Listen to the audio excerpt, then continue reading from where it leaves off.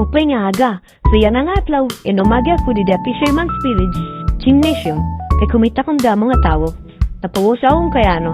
So amo ngayon ini. Sumira ngayon bago nga programa, anaton mahal na presidente, bintatawag nga 20 pesos rice project, diniha Tacloban City.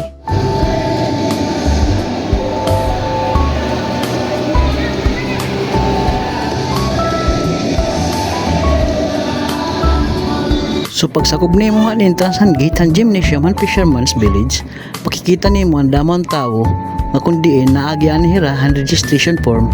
Katapos, para pumilang adto, ani kadwa nga pila, kundiin para ma-verify ka kung ikaw taga-Tacloban San Jose.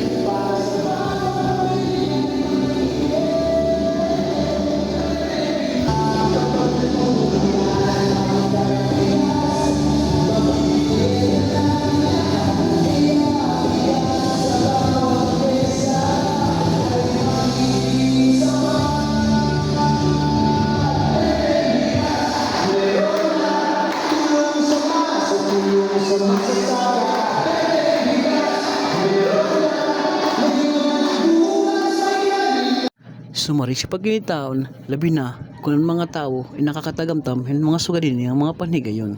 Kay tungod ka mahal yan at papliton, nagkakaala kita, yung sugadin ng mga panigayon, makakapalit kita hin bugas nga barato nga duro. So angay kita magpasalamat nga may dain nga mga igayon, kay tungod dako ni nga bulig haton, sugad man haton yung mga kablasanon.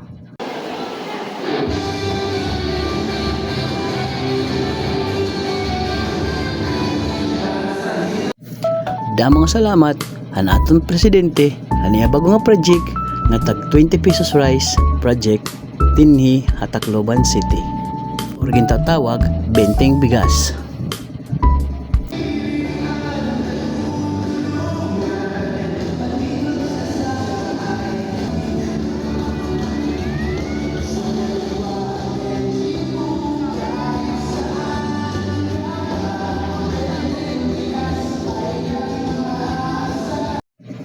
Oh, hain ka pa. Barato na. Kalidad pa. 20 pesos per kilo na rice. Diba?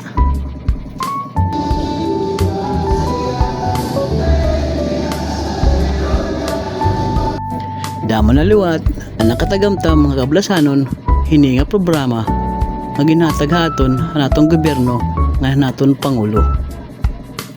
Oh, ano pa? May bugas na kita. Sura nala, it ko lang.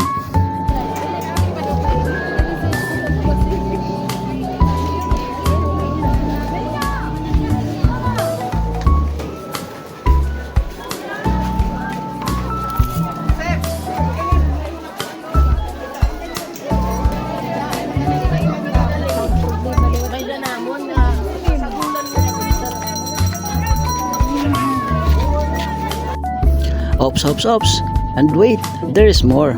Pagsakob ko di daluyo, kung hain maklimhin bugasan mga tao, may dako di nakitan, nga maupay pa, nga kundiin, makakapalit ka, hin mas sustansya, ngan magrasa nga mga utan, para sura-sura naton, para nga gabi. So, kutob na lang kita din ni mga kahubya. Itong hubya man kita, kutob na lang kita din ni. Salamat!